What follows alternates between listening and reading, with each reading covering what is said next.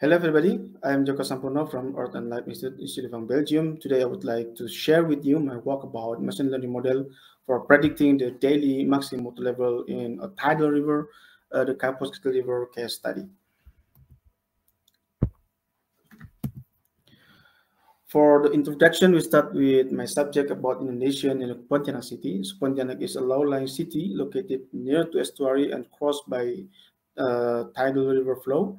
As seen on the map, the city is crossed by the stream of Kapuas Kecil River, and not only that, the Landak River stream, which flows from northeastward, also joining the Kapuas River stream exactly in the middle of the city. As a consequence of this geographical situation, the city of Pontianak is vulnerable to what we call it compound inundation. So what is compound inundation? Based on the standards created by Intergovernmental Panel on Climate Change, we can define that flood in compound inundation is flood or inundation which is caused by the combination of two or more extreme events such as a storm surge, intense rainfall, or high discharge from the upstream that make the effect of the event become amplified compared to the effect of inundation with a single driver. For example, the video shows you what was happened on 29 December 2018, where a storm should occur over the river mouth, and this trigger a high discharge from the water movement from the river mouth and meet with the high discharge from the upstream, and this phenomenon trigger a short massive inundation over the Kapuas Kecil River bank, especially in the city.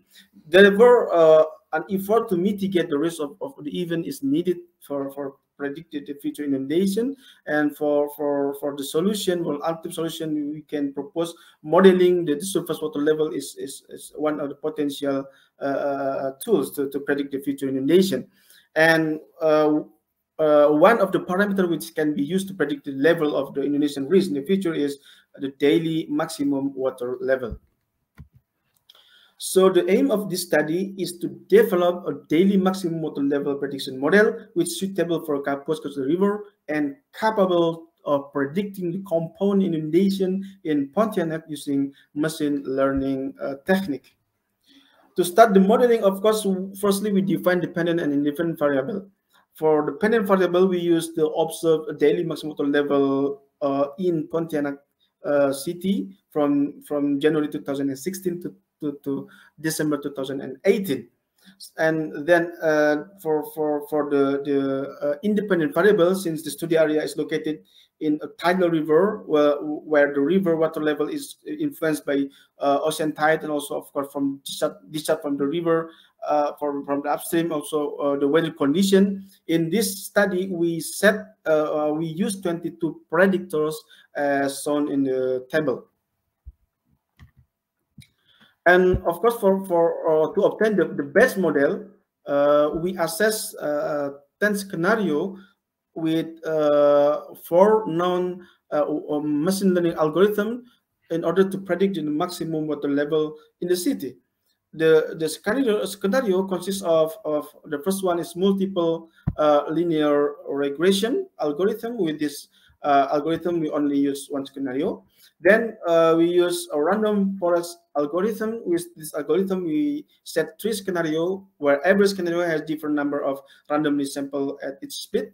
And the next, we use artificial neural network algorithm. With this algorithm, we set 3 scenarios where every scenario has different number of hidden layer.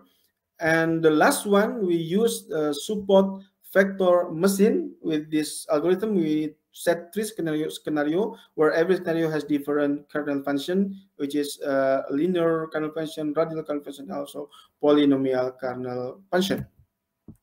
Next, to evaluate the relation, the influence of each independent variable to dependent variable, we implement mutual information analysis. And to evaluate the performance of the model which we create, we use for coefficient, for goodness of fit coefficient, which is mean absolute error, root mean square error, percent correlation, and Nash subscript correlation. The first 2 coefficient we only implement on the top, on the peaks of the data of the about the data, because we want to focusing our model to the capability of our model to predict the inundation. And as the result, first we talk about the independent variable implement, or we call we call it feature analysis. From mutual information analysis, we know that all of the independent variable has influence to the maximum water level in the city. But of course, the level is different. We, from this analysis, we got five most influence parameter, five parameter with most which has most influence to the maximum level in the city. The variable, the parameter are first the maximum tide from the ocean. The second one is rainfall, which occur both over the city and also over the river mouth. The third one is pressure. We know that if we have gradient, high gradient pressure, it can trigger what we call it a small tornado, and of course, small tornado can trigger the increasing of water level. And the last one is also wind direction, especially wind direction which occur over the river mouth, because if wind direction blow from ocean side toward the land side, of course it will push the water from the ocean to the river. And also the right figure, we evaluate the model performance during training and testing. The dot, black dot, and represent the testing pace and training pace, sorry, and the red dot represent the testing pace. So from this evaluation, we know that the first scenario using multilinear regression has good performance in training, but the performance in testing is better than in training. This is of course good. The second related to the random forest algorithm, we have three: first F1, F2, and F3. The performance in testing is perfect, but unfortunately the performance in training is perfect, but the performance in testing is quite not good. For neural network algorithm, we get not quite good both in training and testing, but it's stable. I mean, not too much. The performance not much is stable, not much change from training and testing, but the level is quite not good. I mean, quite low compared with another algorithm. And the last one for support vector machine, this is unique because the first support vector machine algorithm, a scenario similar with the multilinear regression. The second one similar to random forest, and the third one is quite bad, good, like quite good in testing, but worse in good in training, but worse in testing.